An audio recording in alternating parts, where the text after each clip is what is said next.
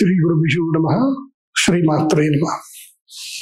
ఈ రాశి ఫలాలు ఎప్పటి వరకు అంటే దసరా వరకు ఈ రాశి ఫలాలు వ్యాలిడ్. ఇప్పుడు చెప్పేటువంటి రాశి ఫలాలు అప్ టు దసరా వరకు, అక్టోబర్ వరకు, అంటే ఆగస్టు సెప్టెంబర్ ఈ 2 months కి అయితే ఈ యొక్క రాశి ఫలాలు వ్యాలిడ్ ఉంటాయి. కాబట్టి చెప్పేది జాగ్రత్తగా వినండి. ఎందుకోసం అంటే గురుగ్రహం మళ్ళీ అక్టోబర్లో మారుతాడు, నవంబర్లో మారుతాడు. గురుగ్రహం మారేంత వరకు ఈ రాశి ఫలాలు వర్తిస్తాయి. ఎవరెవరికో చెప్తాను వినండి. మీనరాశి వారికి ఏంటంటే తిన్నామా పడుకున్నామా తెల్లారిందా అన్నట్టే ఉండాలి తప్ప దేని జోలికి వెళ్ళకూడదు. ఆల్రెడీ ఏదైనా వ్యాపారంలో ఉన్నారు, ఉద్యోగంలో ఉన్నారు, అక్కడనే కిక్కురు అనుకుంటూ అదే పని చేస్తూ ఉండాలి తప్ప కొత్త పనుల జోలికి వెళ్ళకూడదు. ఏ ఎక్స్పెరిమెంట్లు చేయకూడదు. పార్ట్నర్షిప్స్తో అస్సలు వ్యాపారం చేయకూడదు. అన్నదమ్ములతో ఎంత కామ్గా ఉంటే అంత మంచిది. మీరు ఎవరికైనా మంచి చేద్దామని పోయినా చెడు అవుతుంది. అందుకే ఏం చెప్పాను, తిన్నామా పడుకున్నామా తెల్లారిందా, ఇంకా వేరే ఏ పని వద్దు. ప్రశాంతంగా ఉండండి. వీలైతే తీర్థయాత్రలకు వెళ్ళండి. ఒంటరిగా వెళితే ఇంకా మంచిది. భార్యతోటి వేళ్లతోటి వెళ్ళారనుకోండి, ఎక్కడో ఒక చోట గొడవ అవుతుంది, అది పెద్ద రాచి రంపాన అవుతుంది. కాబట్టి మీనరాశి వారు ఏంటంటే నిమ్మకు నీరెత్తినట్టు ఉండాలి, ప్రశాంతంగా ఉండాలి. అక్టోబర్ 18 వరకు అట్లా ఉండండి. 2 నెలల సమయం వస్తుంది. ఆ 2 నెలల సమయంలో అమ్మవారి అనుగ్రహంతో అదృష్ట యోగం వస్తుంది.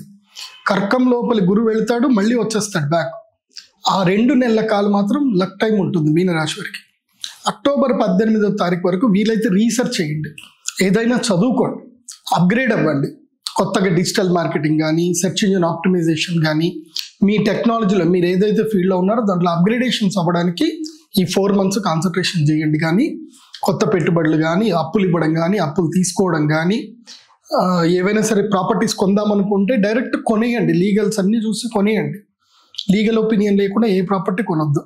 అగ్రిమెంట్లు చేసుకొని కొనకండి. అగ్రిమెంట్ చేస్తే ఇంకా అదంతే, ఇంకా మీకు డబ్బులు రావు, అది రాదు, అట్లా ఉంటుంది, మధ్యలో ఇరుక్కుపోతాయి. కాబట్టి మీన రాశి వారి ఈ అప్రమత్తంగా ఉండండి. ఏలినాటి శనికి విరుగుడుగా మేము కృష్ణ స్ఫటికమాల అందరికి ఇస్తున్నాము.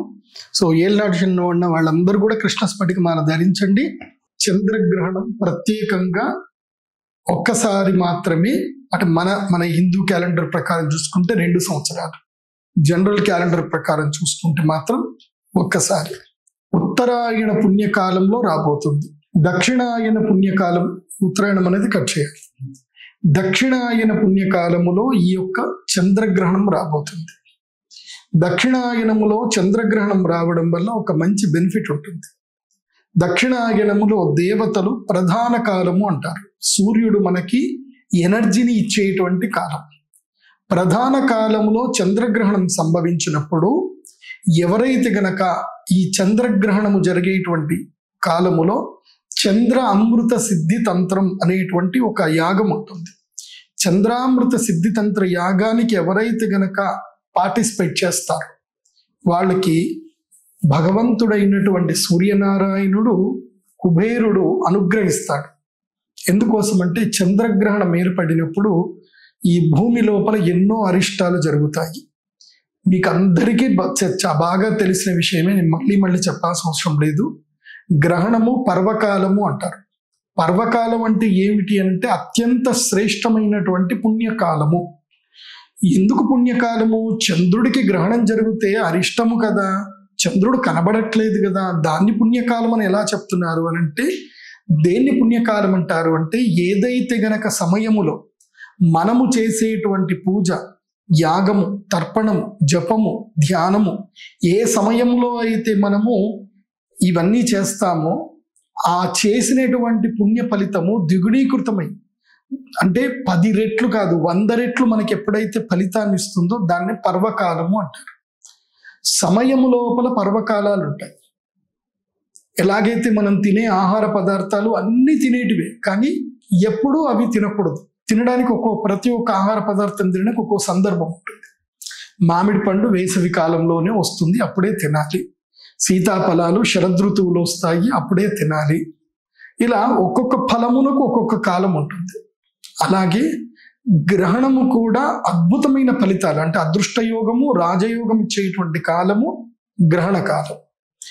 గ్రహణ కాలములో ఎవరు ఏదైతే పని చేస్తారో దాని యొక్క పుణ్య ఫలితము 100 రెట్లు ఎక్కువగా లభిస్తుంది.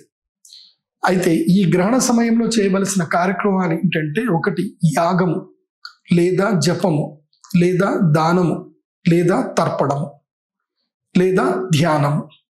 సో జప తర్పణ ధ్యాన హోమాదులు ఎవరైతే గనక గ్రహణంలో చేస్తారో వాళ్ళని కుబేరుడు అనుగ్రహిస్తాడు.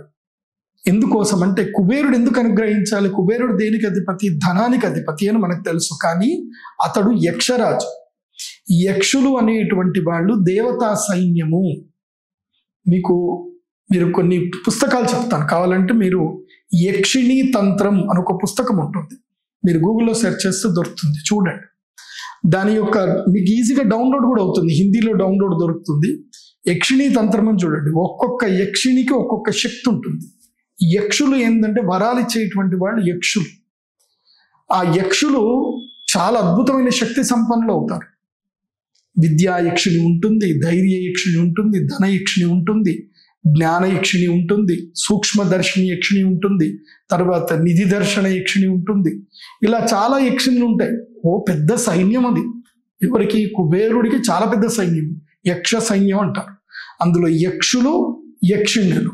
అందుకే మనం పాత సినిమాలో కనుక చూస్తే ఒక డైలాగ్ ఉంటుంది, యక్ష గంధర్వ కిన్నర కింపురుషాదులకు అని అంటారు. అంటే దేవతల్లో కేటగిరీస్ ఉంటాయి. దేవతల్లో ఏంటంటే సైనికులు ఎవరైతే వరాలు ఇచ్చేటువంటి వాళ్ళు, శక్తి సంపన్నులు, సైన్యములో ఉండేటువంటి వాళ్ళు యక్షులు.